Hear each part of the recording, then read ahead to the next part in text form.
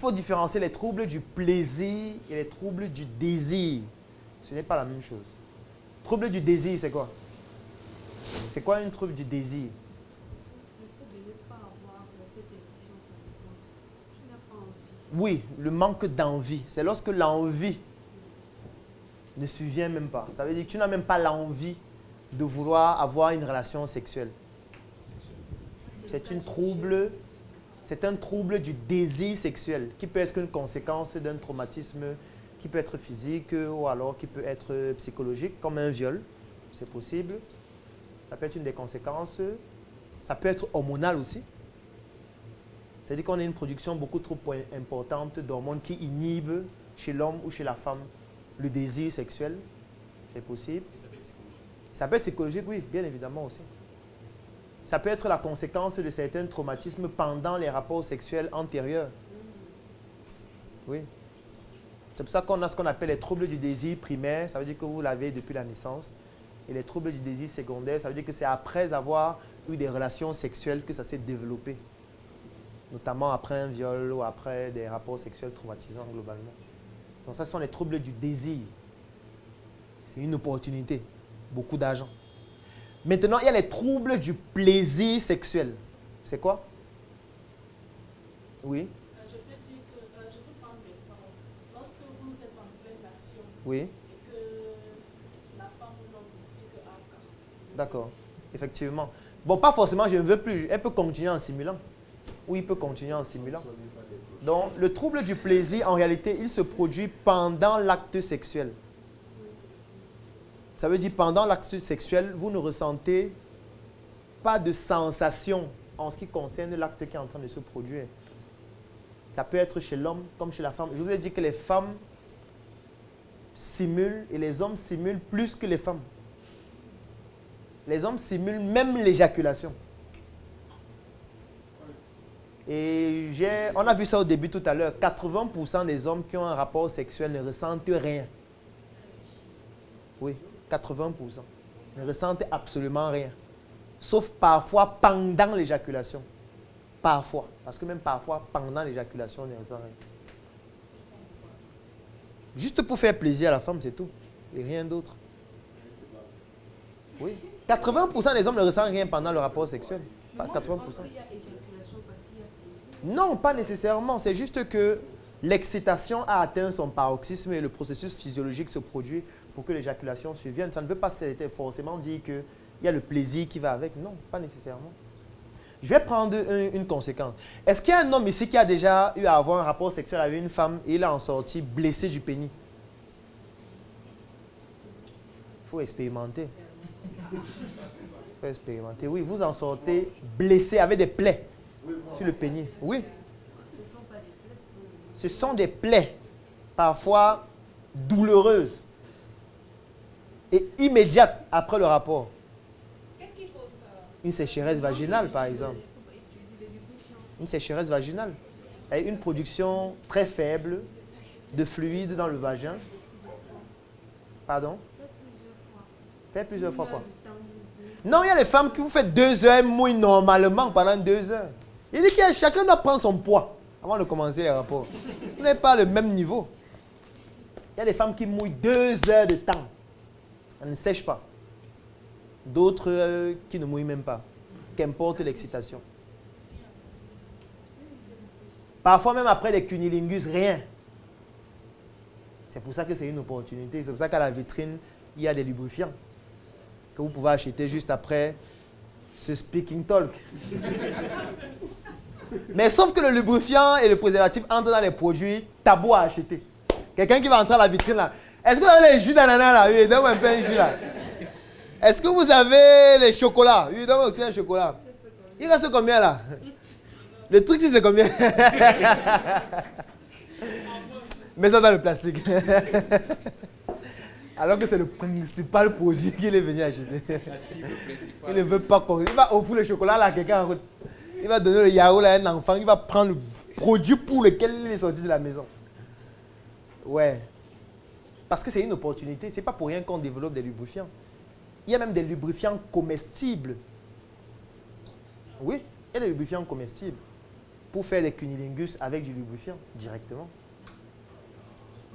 C'est des opportunités. Il y a des gens qui veulent manger le vagin.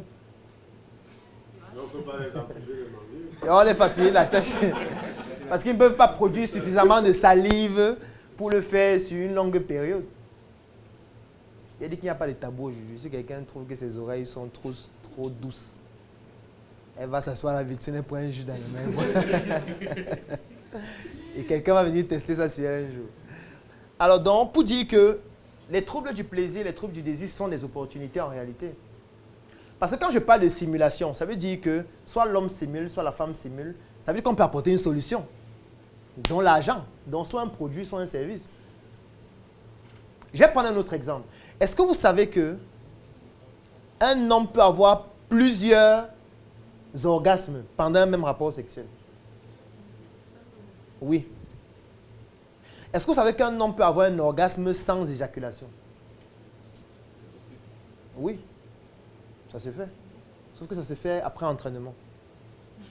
Ce n'est pas spontané. Oui, on s'entraîne pour le faire.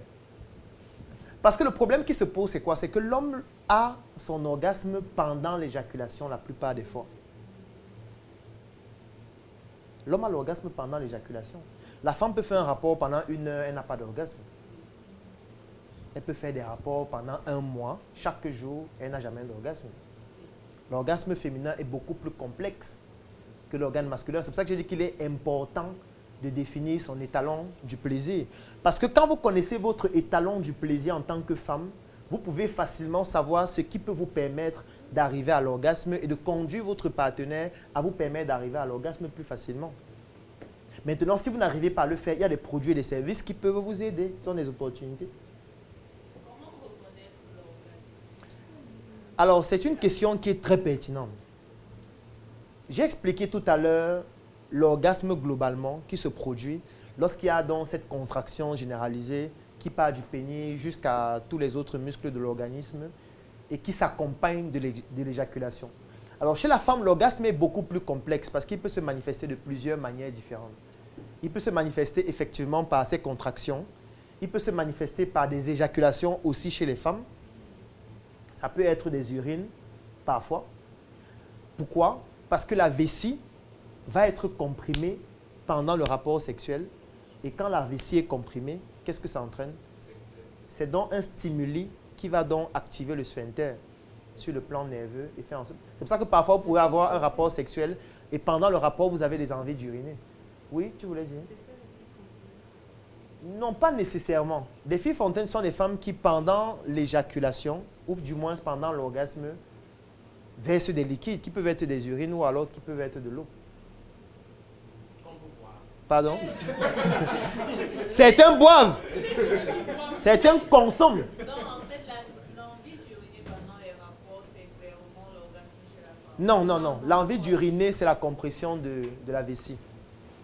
C'est la compression. Puisque la vessie n'est presque jamais vide.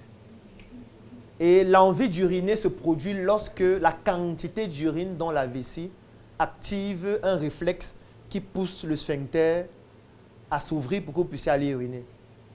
Mais ce qui se passe donc, c'est quoi? C'est que pendant le rapport sexuel, en fonction des positions qui sont touchées par le phallus, le rapport sexuel peut comprimer la vessie et stimuler dans ce réflexe-là, qui fait en sorte que vous ayez l'envie de vider même une quantité faible de votre vessie. Mais ce n'est pas l'orgasme, ce n'est pas la même chose. Comment la femme fait pour différencier que ça c'est l'urine qui veut sortir et là c'est... Elle est différente. C'est facile puisqu'elle a envie d'uriner, c'est simple. Vous n'avez pas de... Elle a juste l'envie d'uriner. Là c'est le liquide qui est eau, qui est comme le... qui est comparable. Non, je veux dire, dans ce cas de figure, c'est un phénomène ou un processus qui est involontaire, qui s'accompagne avec des contractions qui peuvent être au niveau du vagin et qui peuvent être au niveau de l'organisme totalement. Tu vois, ce n'est pas quelque chose de volontaire, parce que là, c'est l'envie d'uriner. C'est comme lorsque tu veux uriner, tu as envie d'uriner et puis tu as envie d'arrêter pour aller uriner. Quand c'est de l'eau, elle constate cela. Mais tu... Même dans le cas qu'elle est fontaine, les femmes fontaines. Oui. On n'a pas encore répondu à la question. Laquelle? L'orgasme chez la femme, c'est comment? Parce que depuis là, on explique. L'orgasme, il est exactement comme chez l'homme. Sauf que chez la femme, il est multifactoriel. Ça veut dire qu'il peut se produire de plusieurs manières différentes. Ça veut dire que c'est un niveau d'excitation maximum qui va entraîner la production de certaines hormones qui vont entraîner au niveau du vagin des contractions qui sont incontrôlées, qui ne sont pas volontaires, qui peuvent se matérialiser aussi au niveau d'autres muscles de l'organisme et qui vont te donner un plaisir qui atteint un certain paroxysme maintenant qui est subjectif en fonction des femmes. Parce que ce n'est pas la même chose chez toutes les femmes. Chez certaines femmes, ça va s'accompagner de sécrétions, chez d'autres, non. Chez certaines autres femmes, ça va juste être une contraction au niveau du vagin qui va être répétée, qui peut même continuer après le rapport. C'est-à-dire qu'il y a des orgasmes qui continuent même après la copulation. C'est une femme qui, pendant 10 minutes, 15 minutes, 20 minutes, après le rapport, continue d'avoir des sensations, continue d'avoir... La mission est simple. Voici une arme capable de changer le mindset du continent africain. Détruire l'obésité de l'inconsistance intellectuelle dans laquelle se cache le coffret VIP. Il possède une arme contenant 200 heures de formation et 8 ans d'expérience entrepreneuriale. Recevez le pouvoir de devenir une meilleure version de vous-même. Armez-vous de cette clé pour une réussite entrepreneuriale.